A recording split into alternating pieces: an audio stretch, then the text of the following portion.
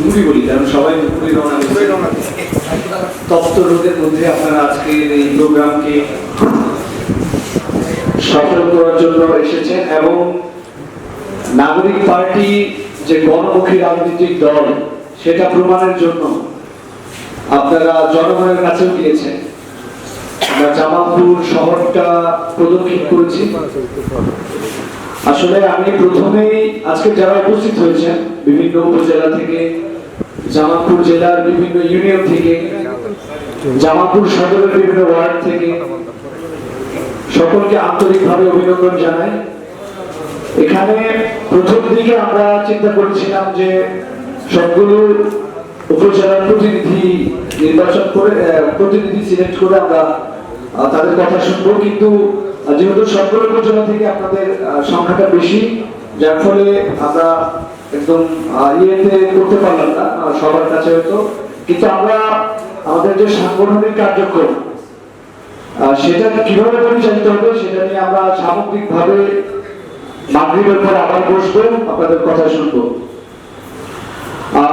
এখানে মঞ্চে আমরা দেখেছি আমাদের বৈষম্যবিরোধী ছাত্র আন্দোলন থেকে শুরু করে নাগরিক কমিটি, তারপর এখন এনসিপি, আমাদের সকল স্তরের নেতৃবৃন্দরা উপস্থিত রয়েছেন। আমাদের এই জুলাই অভ্যুত্থানকে কেন্দ্র করে একটি ছাত্র সংগঠন রয়েছে যারা আমাদের ভাতৃপ্রতিম সংগঠন গণতান্ত্রিক ছাত্র সংসদ। এখানে গণতান্ত্রিক ছাত্র সংসদের নেতৃবৃন্দ রয়েছে, বৈষম্য বিরোধী ছাত্র আন্দোলনের নেতৃবৃন্দ রয়েছে, সমাজের বিভিন্ন শ্রেণী পেশায় আমাদের শুভাকাঙ্ক্ষী রয়েছেন, সমর্থক রয়েছেন। সকলের প্রতি আন্তরিক অভিনন্দন, আবারও সালাম জানাই আপনাদের। আমি প্রথমে যে বিষয়টি নিয়ে কথা বলবো সেটি হচ্ছে আমাদের সাংগঠনিক কার্যক্রম। আপনারা ইতিমধ্যে দেখেছেন সারা দেশের প্রত্যেকটি জেলায় আমাদের সাংগঠনিক সফর চলমান রয়েছে। ইতিমধ্যেই আমাদের দক্ষিণাঞ্চলের সংগঠন জাতীয় নাগরিক পার্টির মুখ্য সংগঠন দক্ষিণাঞ্চল হাসনাত আব্দুল্লাহ চট্টগ্রাম সফর করেছেন এবং ব্যাপকভাবে জনসমর্থন পাচ্ছেন। তো এটা হচ্ছে গণ রাজনীতি, গণ মানুষের রাজনীতি, এটাই হচ্ছে নাগরিক পার্টির রাজনীতি। এবং আপনারা আরো দেখেছেন গতকাল থেকে আমাদের উত্তরাঞ্চলের যে সংগঠন মুখ্য সংগঠন বৈষম্যবিরোধী জাতীয় নাগরিক পার্টির মুখ্য সংগঠন উত্তরাঞ্চল সার্ভিস আরো সে দিনাজপুর লালমনিরহাট সফর করছেন। খুব শীঘ্র আমাদের উত্তরাঞ্চলের সাংগঠনিক সফরের অংশ হিসাবে আমাদের জামালপুর জেলাকেও প্রত্যেকটা ওয়ার্ডে প্রত্যেকটা ইউনিয়নে আমরা সফর করব। গণমানুষের যে আকাঙ্ক্ষা এই অভ্যুত্থানের ভেতর দিয়ে যে আকাঙ্ক্ষা তৈরি হয়েছে সেই আকাঙ্ক্ষার বাস্তবায়ন করতে যখন আমরা মানুষের দ্বারে দ্বারে যাব। বিগত সময়ের রাজনীতি ছিল মানুষ নেতাদের দ্বারে দ্বারে একটি তদবিরের জন্য, নিজেদের একটি সুবিধার জন্য, যেটা তার অধিকার, নাগরিক সুবিধা পাওয়ার জন্য নাগরিকরা ভোটাররা নেতাদের কাছে যেতে হয়েছে। কিন্তু এনসিপির যে অঙ্গীকার, এনসিপি সংস্কারের যে অঙ্গীকার, আগামী বাংলাদেশের যে অঙ্গীকার, প্রত্যেকটা নেতা তার কর্মীর কাছে যাবে, তার ভোটারের কাছে যাবে, তার নাগরিক যে সুবিধা সেই সুবিধা আদায় করার জন্য সে সর্বোচ্চ ত্যাগ করে রাজনীতিতে দাঁড়িয়ে থাকবে, রাজনীতি করবে। তো আমরা সেই অঙ্গীকার নিয়ে এই অভ্যুত্থানকে কেন্দ্র করে একটি রাজনৈতিক দল গড়ে তুলেছি। এই রাজনৈতিক দলের আপনারা এখানে যারা আছেন প্রত্যেকেই রাজনৈতিক দলের অংশ, কারণ এই রাজনৈতিক দল কোন পরিবার থেকে আসে না। এই রাজনৈতিক দল কারো বাপ দলের সিলসিলার রাজনৈতিক দল নয়। এই রাজনৈতিক দল হচ্ছে প্রত্যেকটা সরকার রক্তের ফোঁটা থেকে উদ্গীর্ণ হওয়া রাজনৈতিক দল। আমরা এই জন্য যখন এনসিপির কথা বলি কোন ব্যক্তির রাজনীতির কথা বলি না। আমরা যখন এনসিপির কথা বলি কোন ব্যক্তির রাজনীতি করার জন্য উৎসাহিত করি না। আমরা আমাদের পার্টি যে জায়গা থেকে গড়ে উঠেছে সেই শিখরে আমাদের যেতে হবে। এই জামালপুরে 17 জন শহীদ হয়েছেন। আমরা যখন সেপ্টেম্বর মাসের 12 তারিখে এখানে এসেছিলাম, সেই শহীদ পরিবারের সাথে তাদের কবর জিয়ারত করেছি, শহীদ পরিবারের সাথে আমরা কথা বলেছি, তাদের ব্যথাটা আমরা অনুভব করার চেষ্টা করেছি। আজকে সুদীর্ঘ 9 মাস চলে এখনো বিচার কার্যক্রম ঠিকঠাক চলছে না। আওয়ামী লীগ নিষিদ্ধ হলো এই মে মাসে, এই গণঅভ্যুত্থানের 9 মাস যাওয়ার পরে আওয়ামী লীগ নিষিদ্ধ হলো। তাহলে তো আমরা বুঝতে পারছি যে প্রশাসন কিভাবে চলছে। প্রশাসনের ভেতরে এখনো থেকে বসে আছে সেই ফ্যাসিবাদী দোষর, যারা এখনো সচিবালয় নানা হলো তাদের যে ফ্যাসিস্ট কাঠামো রয়েছে সেটাকে জিয়ে রাখার চেষ্টা করছে। এটা শুধু প্রশাসনের নয়, রাজনৈতিক বিভিন্ন দল তারা নানাভাবে সংস্কার কার্যক্রমকে বাধাগ্রস্ত করার চেষ্টা করছে। আপনারা আজকে দীর্ঘ দেখেছেন যে কথাটি আমাদের বৈষম্য বিরোধী ছাত্র আন্দোলনের আহ্বায়ক বলে গেলেন যে কারা সংস্কার প্রশ্নে এই বাংলাদেশের গণমানুষের আকাঙ্ক্ষার বাস্তবায়ন চাচ্ছে, কারা সংস্কার করতে চাচ্ছে, কারা চাচ্ছে না, এটা এখন দিবালোকের মতো স্পষ্ট।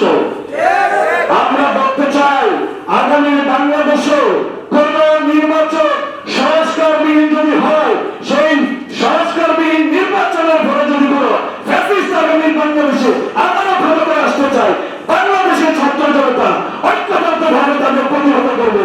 কারণ বাংলাদেশের ছাত্র জনতা যে রক্ত দেওয়ার মাধ্যমে নতুন বাংলাদেশের স্বপ্ন দেখেছে, সেই বাংলাদেশের স্বপ্ন যদি কেউ আঘাত করতে চায়, তাদের স্বপ্নকে যদি কেউ ভঙ্গ করতে চায়, আমরা ছাত্র জনতা ঐক্যবদ্ধভাবে তাদের মোকাবিলা করবো।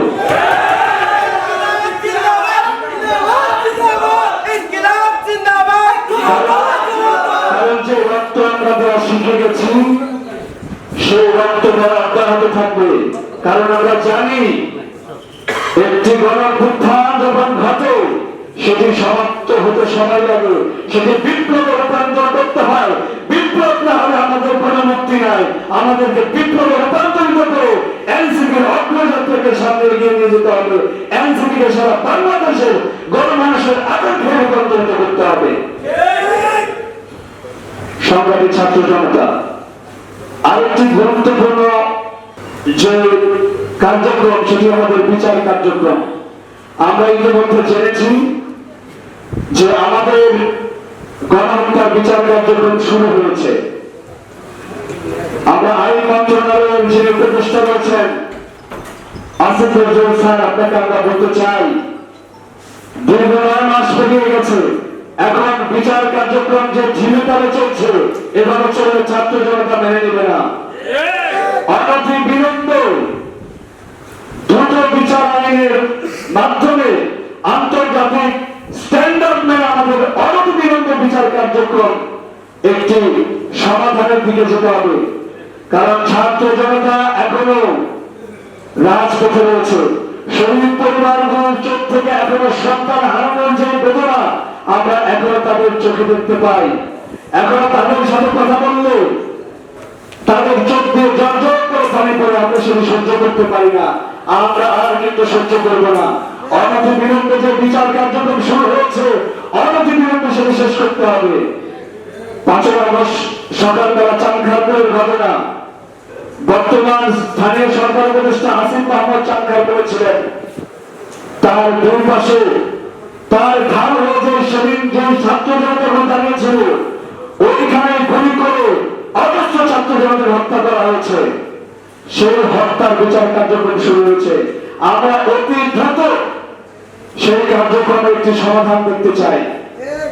সর্বোপরি আমাদের যে আকাঙ্ক্ষা, 24-এর গণঅভ্যুত্থানের যে আকাঙ্ক্ষা, সেটি নানাভাবে প্রশ্নবিদ্ধ করার চেষ্টা করছে। অনেকেই গণঅভ্যুত্থানকে জোড়া আন্দোলন করার চেষ্টা করছে, অনেকে পথ পরিবর্তনের কথা বলে। পথ পরিবর্তন হয়নি। বাংলাদেশে জোড়া আগস্টের যে গণঅভ্যুত্থান হয়েছে সেইখানে 2000 মানুষ শহীদ হয়েছেন। এটা কোনো ক্ষমতার পালাবদল নয়, এটা একটি রক্তক্ষয়ী, এটা একটি রক্তক্ষয়ী গণঅভ্যুত্থান, যে রক্তে লাভ প্রতিষ্ঠিত হয়েছিল, যে রক্তে এই দেশের ফ্যাসিবাদী কাঠামো ধুয়ে যাওয়ার মতো অবস্থান তৈরি হয়েছে। সংগ্রামী ছাত্র জনতা, আমরা এই যে বাস্তবতা, সেই বাস্তবতা আমাকে দাঁড়িয়ে আজকে এনসিপির জন্য আমাদের কার্যক্রম পরিচালনা করছি। এনসিপি, অনেকেই বলে এনসিপি তরুণদের দল। আমরা বয়সে তরুণের কথা বলি না, আমরা মনের তারুণ্যের কথা বলি। এখানে টাকা বলছেন তারা সিভিল সাথে রয়েছেন তাদের মনের তারুণ্যের জন্য, কারণ তারা বিগত 53 বছর এইখানে যে রাজনীতির নামে ফ্যাসিজম তৈরি হয়েছে, নির্বাচনের নামে শুধু ক্ষমতার পালাবদল হয়েছে, সেটির বাস্তবতা তারা দেখেছেন। তারা আমাদের সেই অভিজ্ঞতার আলোকেই তারা এনসিপিকে গ্রহণ করে নিয়েছেন। আমরা চাই বাংলাদেশে যে তারুণ্য আজকে উজ্জীবিত হচ্ছে, তারা মনের দিক থেকে তারুণ্য, শুধু বয়সের যে ব্যারিয়ার আমরা তৈরি করছি, সেই বয়সের ব্যারিয়ার আমরা ভেঙে ফেলব।